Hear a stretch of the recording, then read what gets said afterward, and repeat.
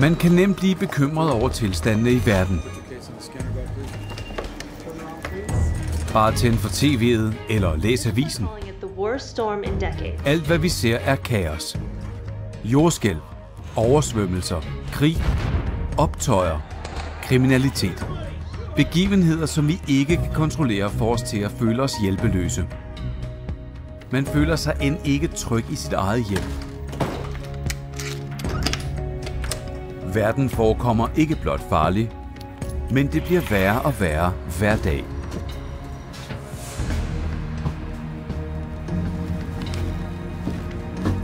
Men der er noget vigtigt at vide om alt det her. Excuse me. I think you dropped this.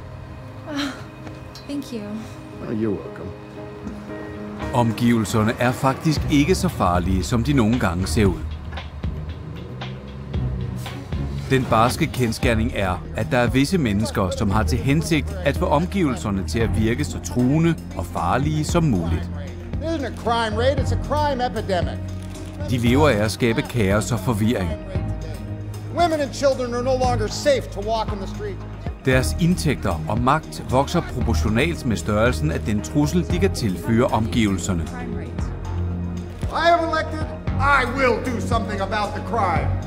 Vi bliver for eksempel hele tiden bombarderet med dårlige nyheder i medierne. Authorities say they are heightening global security measures at all points of entry due to. De giver ikke kun de mest truende nyheder. This is causing hours of delay at all major airports and ground transportation. Men de skaber også sensationer om det og gør det værre end det er. Thousands of people could die due to a mysterious virus currently found only in mice. The mouse flu is currently spreading faster than any. Man ser en skrækindjagende overskrift. Daddy, who's gonna die? I don't know, sweetie.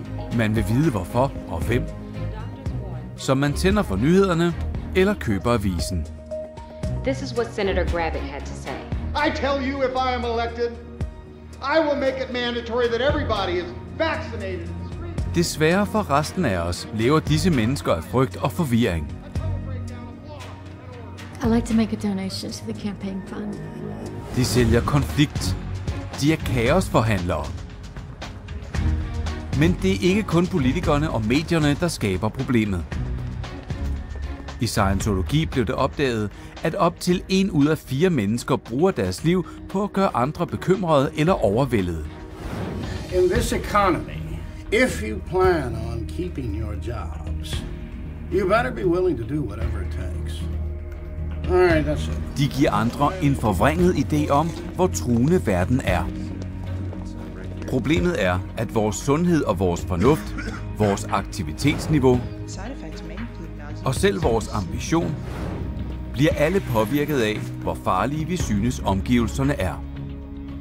Med andre ord, jo mere overvældende omgivelserne forekommer dig, des mere magtesløs føler du dig, og des mindre effektiv vil du være i at håndtere livet. En person i en overvældende situation har tendens til ikke at gøre noget ved det. Men når du forsøger at håndtere en overvældende situation, så kan du rent faktisk altid finde et eller andet ved situationen, som du kan konfrontere eller forholdsvis let kan gøre. I Scientology kan du lære bestemte ting, du kan gøre for at mindske truslen og forøge din beherskelse af omgivelserne. Hvis du simpelthen gik en tur og faktisk så på omgivelserne omkring dig, kunne du for eksempel selv opleve, at det ikke er så farligt, som nogen får det til at se ud. Når personer er mindre truet af omgivelserne, har de tendens til at få fornyet liv. De mener, de kan gøre mere i livet, række lidt længere ud, og endda blive en beroligende indflydelse i deres omgivelser. En person er lige så succesfuld, som han er i stand til at justere omgivelserne til sig selv, ikke omvendt. En farefuld og truende verden er kun noget, man forestiller sig og er skabt af løgne. Bag den findes den virkelige verden. Roligere omgivelser.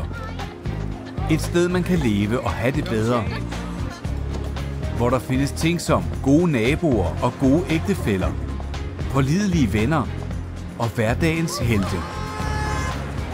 En verden, hvor folk lever roligere og lykkeligere liv.